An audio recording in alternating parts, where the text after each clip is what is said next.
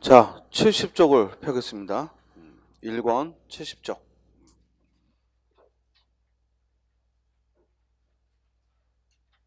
1권 70쪽을 보시면요. 여기 오늘은 형태소부터 학습을 시작합니다. 자, 우리가 형태소 하게 되면 먼저 형태소의 성격부터 정의를 내립니다. 1번에요. 형태소는 최소의 자리 병식이다. 자, 이건 어제도 설명했죠?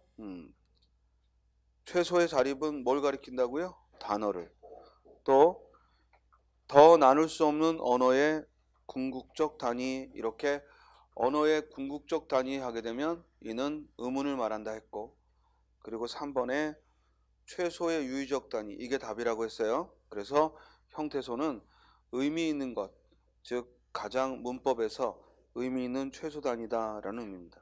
그리고 4번 형태소는 단어를 부르게 하는, 다르게 부르는 말이다, 틀린 말이고요. 따라서 정답은 3번. 자, 그럼 본문 봅니다. 2번 문제에서 철수는 농부가 되었다 해서 기역 리을의 수를 지적하라 라고 했어요. 자, 철수는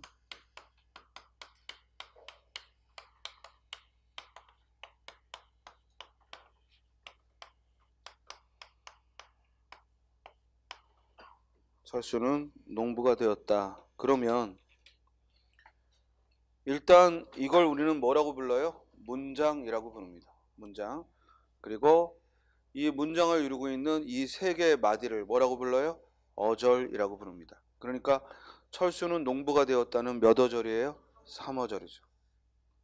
그 다음 이제 어절보다 작은 단위가 단어인데 이 어절에다가 조사 는과 가를 찾아냈고, 그러면 단어는 어절 플러스 뭐의 수다? 조사의 개수다. 그러니까 단어는 몇 개예요? 5개가 되죠. 철수, 는, 농부가 되었다. 5개의 단어죠. 여기까지 했죠? 그 다음 이제 이 철수는 농부가 되었다 해서 이번에는 형태소를 분석하라고 했어요. 형태소를 분석하라고 하면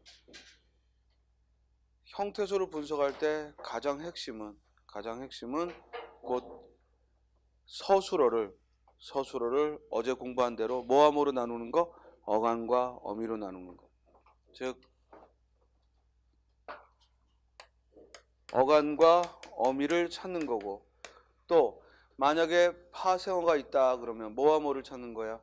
어근과 접사를 찾는 거고. 그렇지? 그리고 체언과 조사를 찾는 것. 이미 어디서 찾죠? 이건 이미 어디서 끝나? 단어를 찾을 때 끝나잖아. 단어를 찾을 때 이미 조사는 찾으니까 결국 형태소를 나눈다는 얘기는 뭘 찾는 거야? 어미와 어간을 구별하는 것이고 접사를 찾아내는 거야. 그렇죠? 자, 이 어미, 접사, 조사를 뭐라고 부른다고요? 이것은 문법적인 걸 드러내기 때문에 형식 형태소다. 그러면 이 형식 형태소와 달리 실질적인 뜻을 지니고 있는 부분은 뭐라고 부른다? 그렇지, 실질 형태소다. 그래서 결국 실질 형태소와 형식 형태소, 이거 구별하려고 형태소가 필요한 거야. 그냥 뜻을 가지고 있다라고 하면 단어로 끝나지. 그치? 단어로 끝나는데 그게 아니라 문법적인 걸 구별하라. 이걸 하기 위해서 결국 형태소라는 개념이 필요한 거예요. 이해돼요? 그러니까 형태소를 잘 나눈다는 얘기는 실질과 형식을 구별하여 찾는다, 이 뜻이야. 그렇지? 자, 그럼 해볼까? 철수는 농부가 되었다. 이걸 실질과 형식으로 나눠봅시다. 이건 어려운 게 아닙니다. 중학교 2학년 때 배우는 거야. 다만 여러분들이 기억이 잘 안 날 뿐이지 중학교 2학년 때 학습하는 거야. 근데 문제는 선생님이 국문과에서 이걸 공부할 때는 한 학기 내내 배웠어. 형태수만 가지고. 왜? 교수가 형태수 전공한 놈이야. 그러다 보니까 한 학기 내내. 그러니까 이게 공부하려고 들면 6개월 내내 해도 끝이 없는 거고, 반면에 또 하려고 들면 중학교 2학년 때 1시간이면 끝나는 내용이고. 그랬어요? 자, 우리는 그걸 한 10분 만에 끝내는 거예요. 자, 봅시다. 철수는 농부가 되었다 하면은 일단 형태소 뭐야? 철수, 그리고 는, 그리고 농부, 그리고 가. 자, 문제는 이렇게 용언이 나왔을 때 뭐와 뭐로 나누라고? 어간과 어미로. 그럼 되었다의 어간은 뭐야? 돼. 왜냐면 기본형이 뭐예요? 되다니까. 그럼 어간은 뭐야? 돼. 그리고 어미는 뭐하고 뭐가 있다고? 선어말 어미와 어말 어미. 그러니까 선어말 어미가 뭐야? 그리고 어말 어미는 뭐야? 다. 자, 그럼 이제 불러보자. 철수 뭐예요? 실질. 는 형식. 농부 실질. 가 형식. 돼 실질. 형식이고 다 형식이죠. 그렇죠? 예문이 짧을 때 빨리 풀 수는 있어도 예문이 길어도 찾는 공식은 똑같고 어려울 게 없어. 그러니까 자신감을 가지고 하세요. 자, 그 다음 이제 형태소를 나누는데 또 하나의 개념은 뭐냐면 혼자서 쓸 수 있느냐 아니면 반드시 다른 것에 붙어야 되느냐. 그러면 지금 이 형식 형태소는 모두 다른 거에 붙어야 되지. 어미는 어간에 붙어 있어야 되고 접사는 어근에 붙어 있어야 되고 조사는 체언에 붙어 있어야 돼. 그러니까 형식 형태소는 동시에 다른 말에 반드시 붙어야 되니까 뭐예요? 의존 형태소야. 그런데 이 실질 형태소 중에서도 반드시 여기 있는 다른 말과 붙어야지만 쓸모있게 쓰는 게 딱 하나 있어. 그게 뭐예요? 어간이에요. 그래서 이 어간도 의존 형태소예요. 반드시 어디에 의존해? 어미가 있어야 돼.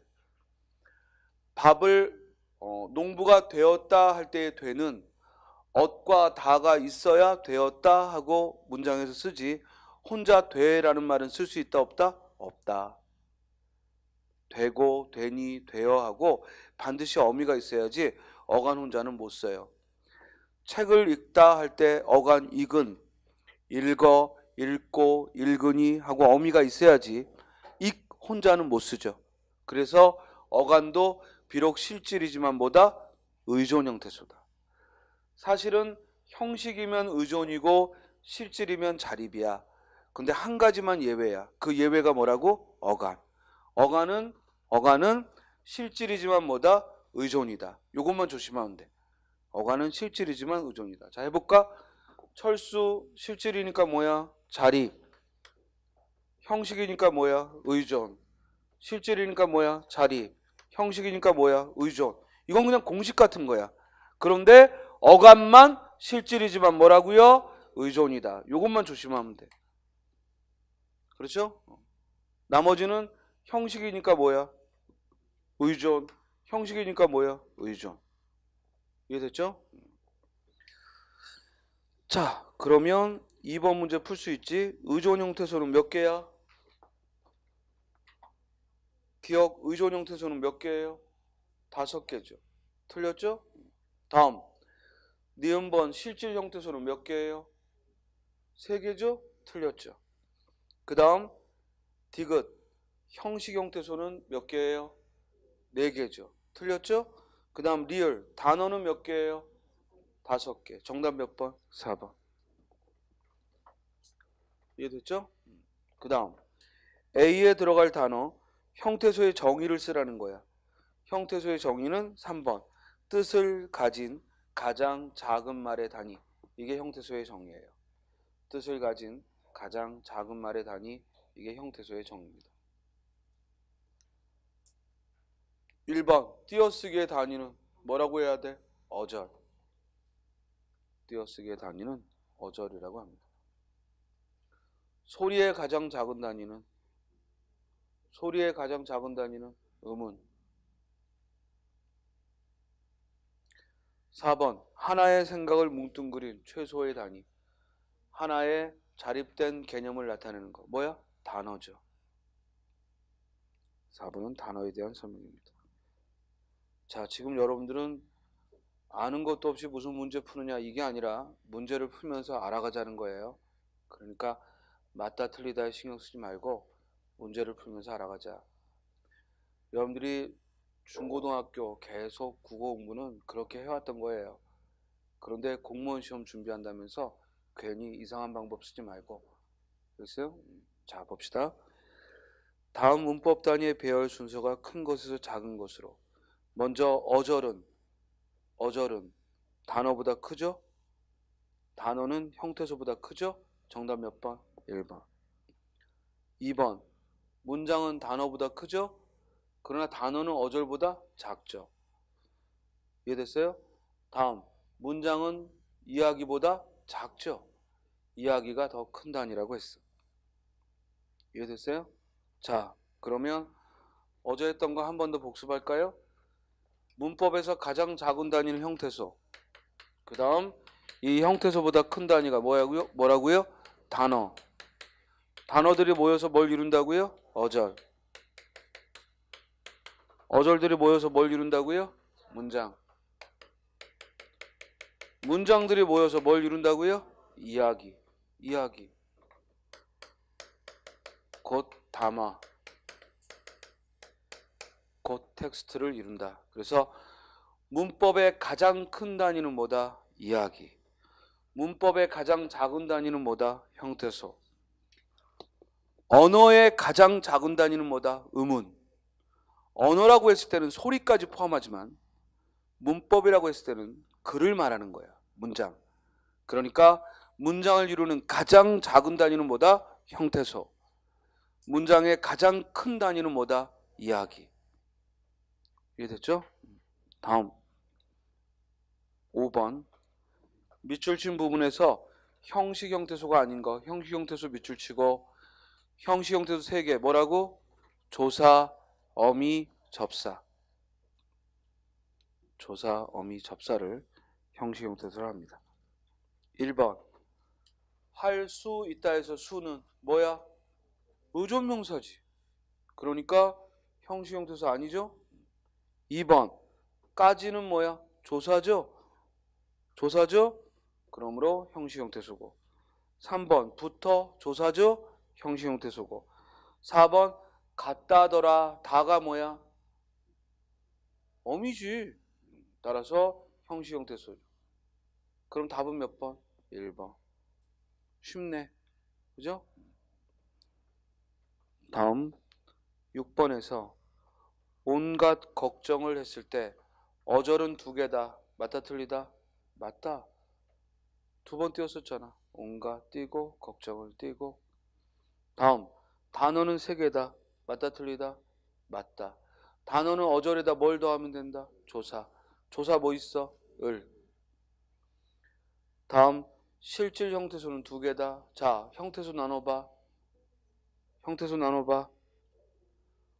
온갖은 한 단어지만 합성어죠.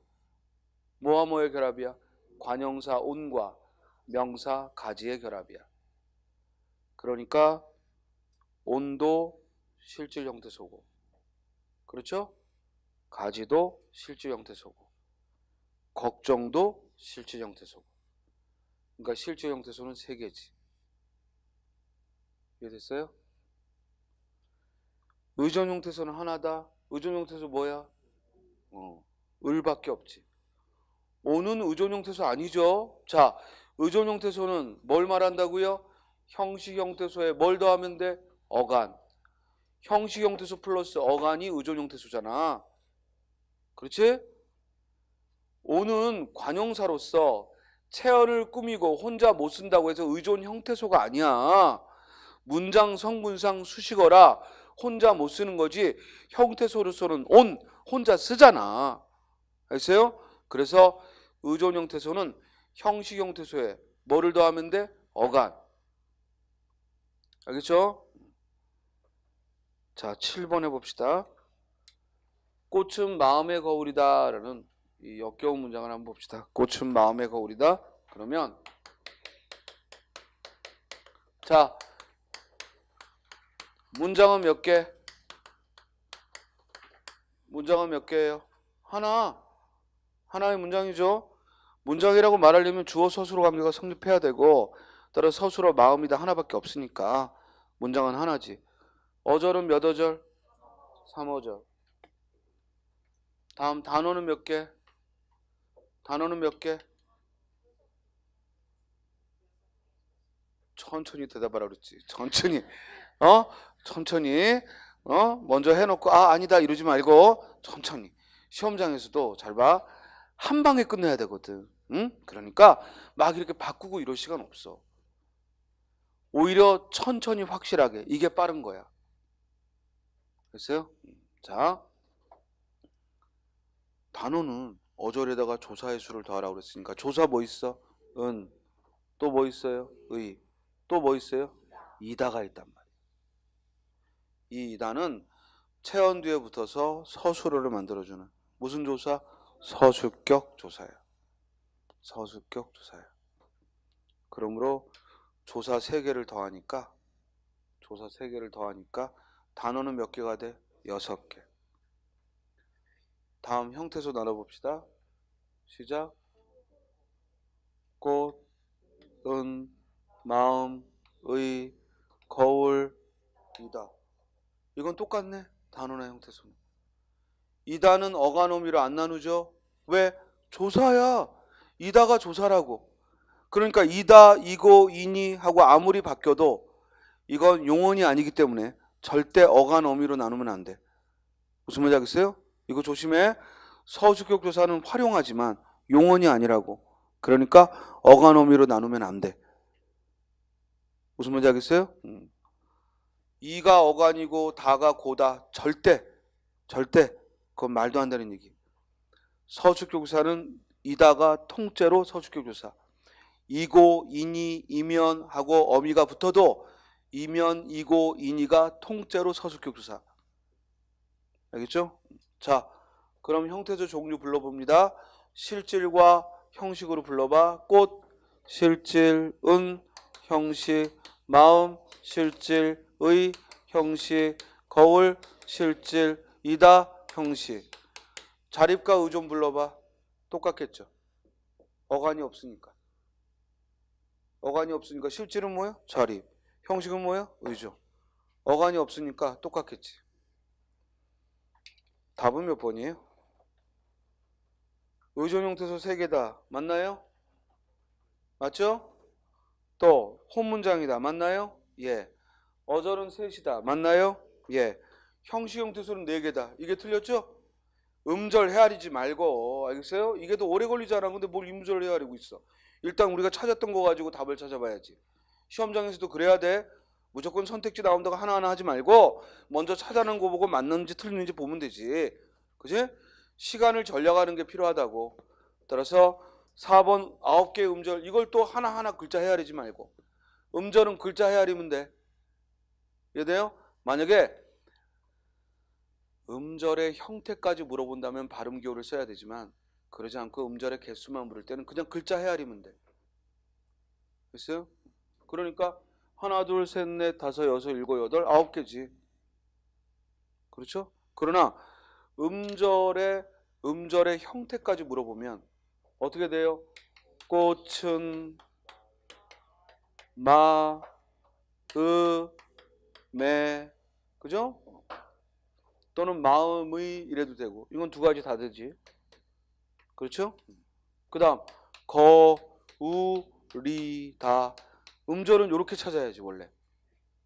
그러나 개수만 물을 때에는 굳이 발음교까지 써볼 필요 없으니까. 알겠죠? 8번으로 가죠. 아니 8번이 아니구나. 다음에는 이제 단어의 형성 80쪽 표시고요. 연습 문제. 먼저 칠판 볼까요?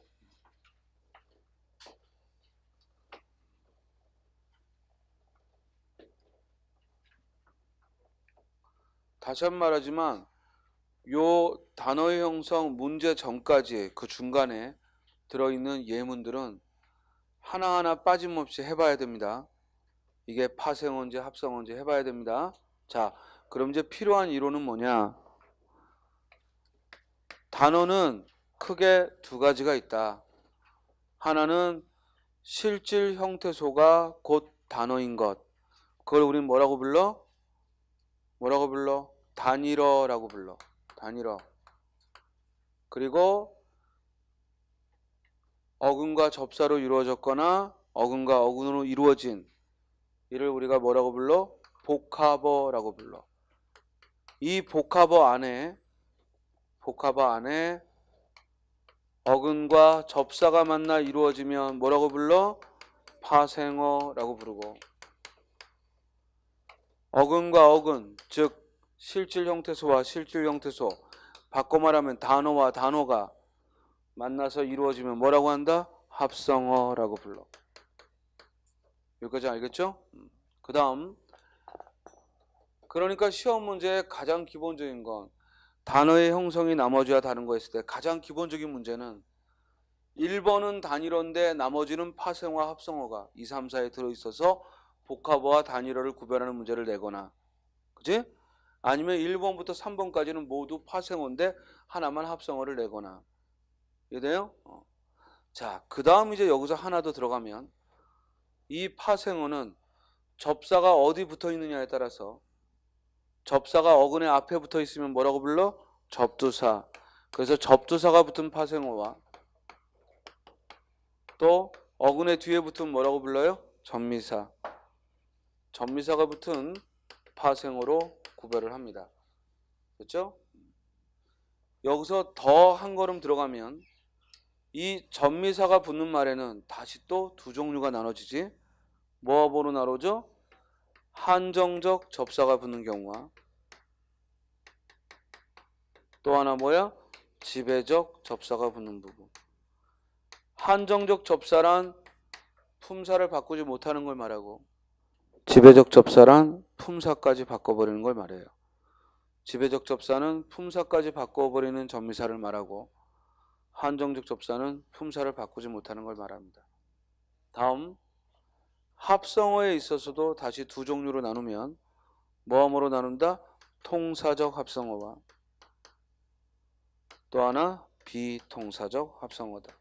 자, 여러분들이 가서 일단 어떤 문법적 지식을 복습할 때에는, 또는 어떤 과목을 공부하고 그걸 내가 이론화해서 즉 요약을 할 때에는 이렇게 분류를 해보고 그리고 큰 틀을 먼저 잡아보는 거야.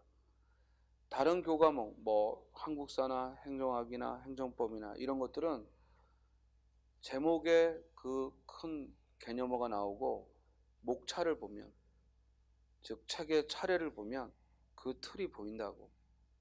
무슨 말인지 알겠어요? 그럼 먼저 그 큰 틀을 잡아놓은 다음에 이제 국어 같은 경우에는 뭐가 필요하냐면 단일어가 뭔지 설명하는 건 중요하지 않아. 뭘 들 수 있어야 돼? 예를 들 수 있어야 돼. 그래서 한 단어씩만 예를 들어보면 되는 거예요. 무슨 말인지 알겠어요? 단일어 했을 때 여기 아들 이러면 얘는 더 형태소가 쪼개지지 않고 하나의 실질이며 자립인 형태소야. 이는 단일어지. 뭐가 없으니까? 다른 단어가 안 붙었고 접사가 붙지 않았으니까. 그렇죠?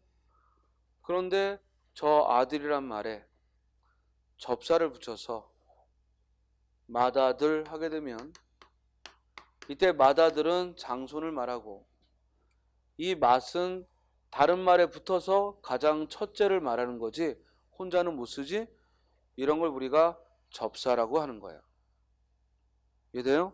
그러니까 접사는 분명히 의미가 있어. 근데 그 의미가 다른 말과 결합했을 때만 의미를 갖는 거야. 혼자서는 의미가 없고. 그런 걸 접사라고 하는 거예요. 그렇죠? 또 우리 양자를 들어오면 수양이라고 한단 말이야. 그럼 수양에다가 아들이란 말을 결합하면, 그죠? 이러면 이때는 수양도 단어고 아들도 단어니까 얘는 파생어가 아니라 어디다 집어넣으면 돼? 합성어에 집어넣으면 되는 거지. 알겠어요? 자, 그러면 이제 지금부터 연습을 해보는데 중요한 건 어떤 낱말이 단일어냐 파생어냐 합성어냐 하는 건 여러분들이 못 보던 단어를 분석하는 건 솔직히 불가능해요. 국어 선생들도 처음 보는 낱말을 정확하게 단일어다, 파생어다, 합성어다 못합니다. 우리도 모두 다 이미 연구한 사람들이 연구한 결과를 보고 그걸 기억하고 그걸 전해주는 거지, 물론 아주 쉬운 건 분석해 볼 수 있겠지만 꽤 까다로운 어원을 가진 단어들은 못합니다. 그러니까 여러분들이 못 보던 단어를 마음대로 분석하는 건 불가능하고, 다만 여러분들이 욕심내야 되는 건 이미 기본서에 들어있는 파생어, 합성어만큼은 시험에서 놓치지 말자. 이게 여러분들이 욕심내는 거지, 이거 조금 배웠다고 아무 단어나 분석할 수 없습니다. 만약에 그게 가능하다면 너는 공무원 될 게 아니라 국어학자가 돼야죠. 다른 사람들 1년 연구해서 밝힐 건 한번 쓱 보고 알아내니까 너는 국어학자가 돼야지. 그러니까 못 보던 단어를 분석 못하는 건 부끄러워하지 말라고. 알겠어요? 대신 이미 해봤던 걸 기억 못하는 건 그건 게으른 거라고. 머리 탓하지 말고. 자, 그러면 지금부터 문제를 통해서 해보는데, 이제 여러분들이 처음 보는 단어들도 있을 텐데 그럴 때일수록 한번 나름대로 그동안 적어도 20여 년 언어 생활을 해오면서 여러분들이 쌓인 게 있을 거 아니야. 그죠? 그런 것들을 동원해가지고 한번 상상해 보면서 접근을 해봅시다. 자, 1번 봐요. 파생어끼리 짝지어진 거 했습니다. 자, 시나브로는 아마 많이 들어봤을 텐데 모르는 사이에 조금씩 조금씩이라는 의미의 고유어죠. 모르는 사이에 조금씩 조금씩이라는 고유어입니다. 그래서 해가 시나브로 지고 있다, 기억이 시나브로 잊혀져 간다, 이렇게 시나브로는 낱말 뜻으로도 묻는데요. 시나브로는 그냥 단일어입니다. 다른 말이 섞인 게 없습니다. 그 다음 죽어문요. 죽어문 시체죠? 그러면 죽다라는 말에 전미사 뭐가 온 거예요? 엄이 와서. 죽다라는 말에 전미사 엄이 와서 죽어음이라는 명사를 만든 겁니다. 그럼 질문. 이렇게 전미사가 원래 죽다는 동사인데 그 동사를 어근으로 해서 엄이라는 전미사가 붙어서 죽음이라는 명사가 됐어. 그러면 이 엄은 무슨 전미사라고 부른다? 지배적 전미사, 지배적 접사가 되는 거지. 그렇죠? 그러니까 죽음은 파생어인데 시나브로가 단일어기 때문에 답이 안 되지. 다음. 여러분들 죽음이라는 명사도 있지만요, 또 죽음이라는 명사도 있죠. 죽음은 어떻게 이루어진 말이겠어요? 죽다라는 어근에 뭐가 온 거야? 음이라는 전미사가 와서 죽음이라는 단어를 만들었겠지. 자, 이 죽음과 죽음은 뜻이 다르죠? 뜻이 다르죠. 죽음은 그냥 죽는 것이고 죽음은 시체고. 다음. 검북다 했습니다. 자, 상상해봐. 뭐와 뭐가 만났겠어? 검다와 북다가. 그러므로 검다는 검다대로 실질적인 뜻을 가졌으니까, 검다와 북다가 만났으니까 이는 뭐예요? 합성어죠. 그리고 지붕은 어떻게 이루어진 말이다? 집이라는 어근에 전미사 웅이 와서 지붕이라는 말을 만들었고, 이때 전미사는 품사를 바꾸지 않았죠. 그래서 이렇게 품사를 바꾸지 않은 전미사는 뭐라고 부른다고요? 한정적 접사라고 부릅니다. 그러면 검북다는 합성어고 지붕은 파생어니까 역시 답이 안 되죠. 자, 그 다음 검북다 같은 합성어에서 얘를 분석하면 뭐와 뭐가 만났다고? 검다와 북다가. 그런데 검다라는 말에서 뭐만 썼지? 어간, 검만 썼지. 그지? 검다라는 단어와 북다가 만났는데 어간 검만 이용을 했지. 자, 아까 스님이 우리말의 어간은 의존 형태소라 절대 혼자 못 쓴다고 했어. 그렇지? 그런데 지금 이 경우에는 혼자 써서 단어를 만들었어. 그럼 우리말의 문법에 벗어나지? 그러므로 이런 합성어를 뭐라고 불러? 비통사적 합성어라. 그래서 비통사적 합성어의 가장 대표적인 것은 이렇게 어간 혼자 다른 단어와 만나는 거예요. 어간 혼자 다른 단어와 만나는 걸 비통사적 합성어다라고 하는 거예요. 이해했어요?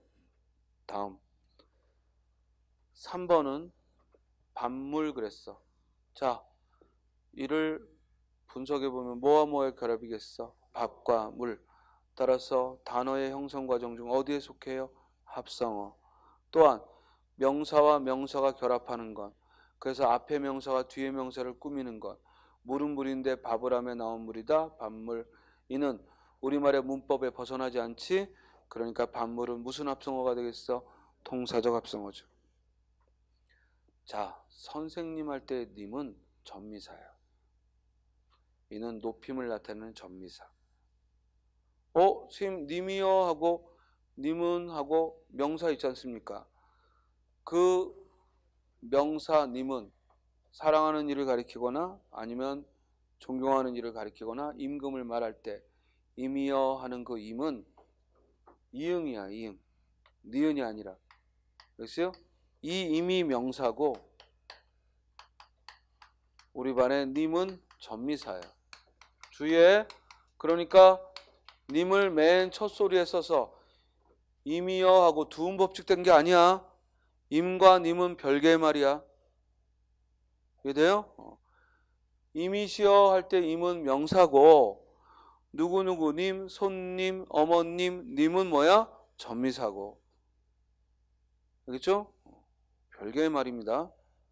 이걸 임이 님의 두음 법칙이라고 오해하면 안 됩니다. 알겠죠? 임은 명사고 님은 전미사입니다. 자, 그러면 선생님은 선생이라는 말을 어근으로 해서 이때는 어근이 명사지 명사 선생을 어근으로 해서 전미사 님이 와서 선생님이라는 파생어를 만들었죠. 물론 이때의 님도 한정적 접사야 지배적 접사야? 이때 님은 한정적 접사야 지배적 접사야?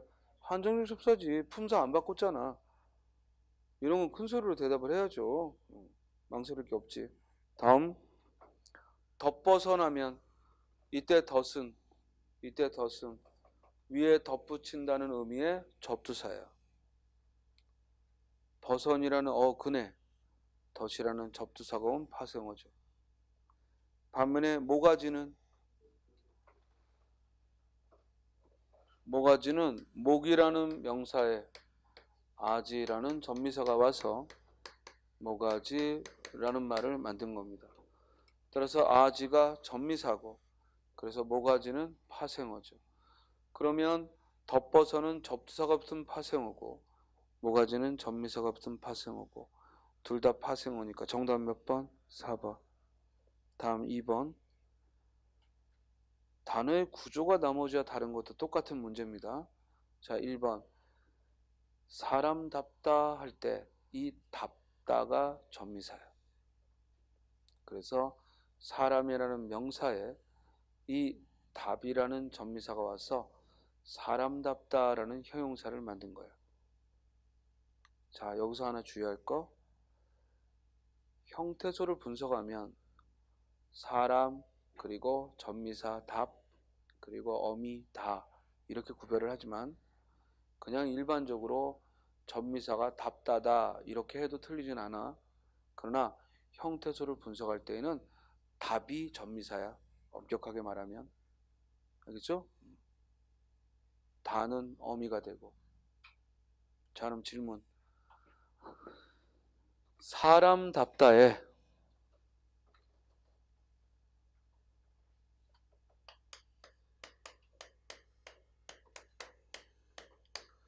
사람답다에 어가는 하고 질문하면 사람답다의 어가는 뭐냐라고 질문하면 뭐라고 대답하면 돼? 사람답다의 간이 뭐냐라고 질문하면 뭐라고 대답하면 돼? 사람답다의 어간이 뭐냐고 질문하면 뭐라고 대답해? 점점 대답이 줄어들면 안 되지. 왜 대답이 점점 줄어? 사람답다의 간이 뭐냐고 물어보면 뭐라고 대답하면 돼? 사람답. 다를 뺀 앞부분이 어간이라고. 사람답다가 기본형이잖아. 사람답다를 찾으면 사전에 나오잖아. 그죠? 따라서 어간은 사람답, 어미는 다. 됐지? 그런 다음 이제 이 사람답이라는 어간을 봤더니 이 안에 또 뭐가 붙어 있는 거야? 전미사가 붙어 있으니까 형태소를 그 다음 또 나누는 거야. 이해돼? 처음부터 다 찾으려고 하지 말고 항상 용언이 나오면 먼저 기본이 뭐와 뭐로 나누는 거야? 어간과 어미로 나누고 그 다음에 어간에 혹시 다른 게 들어있는가 이걸 살피는 거야. 그러니까 사람답에는 전미사 뭐가 들어있어? 답이. 그래서 형태소 분석하면 세 개로 나눠지는 거지. 됐어요? 자, 이때 답은 무슨 전미사? 무슨 전미사? 지배적 전미사. 품사를 바꿨으니까. 자, 다음 질문. 사람답다에 근이 뭐냐 이렇게 물어보면 사람답다에 근이 뭐냐 이렇게 물으면 그렇지, 사람이죠. 그는 사람이죠. 이해돼요? 뿌리가 되는 단어가 뭐냐 이거야. 접미사나 접두사가 붙어있는 단어가 뭐냐 이거야. 사람이죠. 자, 다음 세파라타는 분석해보면 세파라타는 새라는 접두사가 맞죠. 이때 새는 강조의 의미로 쓴 거죠. 새롭다는 뜻이 아니야. 새가 만약에 새 말, 새 집처럼 새롭다는 말이면 그거는 합성어고 이때 새빨갛다는 새롭게 빨갛다가 아니라 매우 빨갛다. 즉 새는 접두사죠. 이해됐지? 만약에 근이 뻘겋다가 오면 근이 써봐 뻘겋다가 오면 그때는 접두사의 형태가 뭐로 바뀌어? 시로. 시 뻘겋다. 그래서 빨갛다 양성모음이 올 때는 새를 쓰고 뻘겋다 음성모음이 오면 시를 쓰는 거야. 자, 또 써봐 노랗다.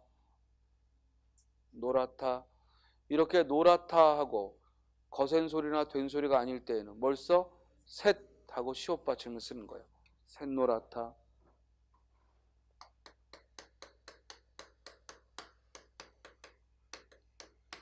자, 누렇다 그러면 누렇다 그럴 때에는 음성모음에 시가 오고 그게 시옷이 들어가서 신누렇다. 그래서 접두사 새와 시와 셋과 싯은 이 형태라고. 환경에 따라서 달라지는 거지 똑같은 거야. 환경에 따라서 달라지는 거지 똑같은 거죠. 자, 파랗다 그러면 뭐 쓰겠어? 파랗다 그러면 새파랗다 새를 쓰겠지? 퍼렇다 그러면 시퍼렇다라고 하겠지. 그죠? 자, 새파랗다는 접두사 새가 온 파생어야. 질문. 새파랗다의 가는? 새파랗다의 가는? 새파랗이야 파랗이야? 새파랗. 그리고 새파랗다의 그는? 새파랗다의 그는 파랗다가 되는 거고. 알겠죠? 씩씩하다는 어떻게 이루어진 말이야? 씩씩에 하다가 붙은 거야. 우리가 어떤 말에 하다가 붙으면 이때 하다는 동사가 아니라 전미사야. 무조건 전미사야. 어떤 말에 하다가 붙으면 이때 하다는 전미사야. 따라서 씩씩하다 하면은 이때 씩씩에 전미사가 와서 이루어진 거지. 자, 그러니까 씩씩하다도 전미사가 붙은 파생어지. 이해됐어요? 그러면 씩씩하다에서 가는 뭐야? 어간은 씩씩하가 어간이고 다시 어그는 씩씩이 되는 거지. 그리고 전미사 하가 붙은 거죠. 그럼 이때 전미사 하다는 한정적 접사예요, 지배적 접사예요? 한정적 접사예요, 지배적 접사예요? 당연히 지배적 접사죠. 씩씩은 부사인데 씩씩하다 하면은 형용사가 됐죠. 정답 몇 번? 4번. 낯설다는 어떻게 이루어진 거야? 낯이라는 명사와 뭐야? 설다라는 형용사가 만나서 낯설다라는 말을 만든 거야. 자, 이는 합성어죠? 합성어죠? 그런데 원래 낯이 설다라는 말인데 조사 이가 생략되고 낯설다 하고 만났어. 이는 통사적 합성어야, 비통사적 합성어야? 통사적 합성어다. 즉 조사가 생략되는 건 자연스러운 거니까 통사적 합성어지. 무조건 첫 단어가 용언이어야지 비통사야. 일단 명사가 나오면 비통사일 리가 없어. 따라서 낯설다 통사적 합성어죠. 우리 문법에 맞는 거라고. 됐어요? 그러면 4번만 합성어고 나머지는 파생어니까 정답은 몇 번? 4번. 자, 잠깐 쉬었다가 또 이어합시다.